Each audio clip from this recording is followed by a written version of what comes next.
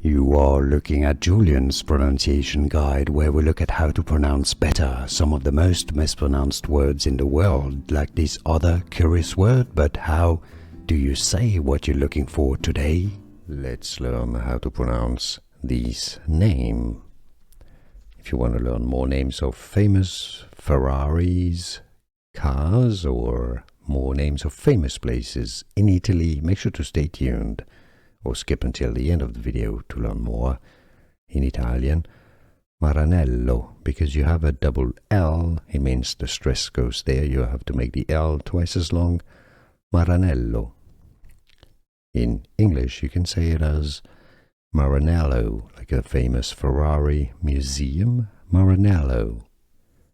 Italian pronunciation, il Museo Ferrari Maranello. Let's learn how to pronounce this name.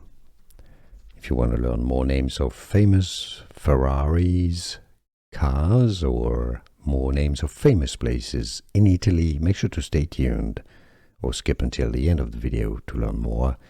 In Italian, Maranello, because you have a double L, it means the stress goes there, you have to make the L twice as long.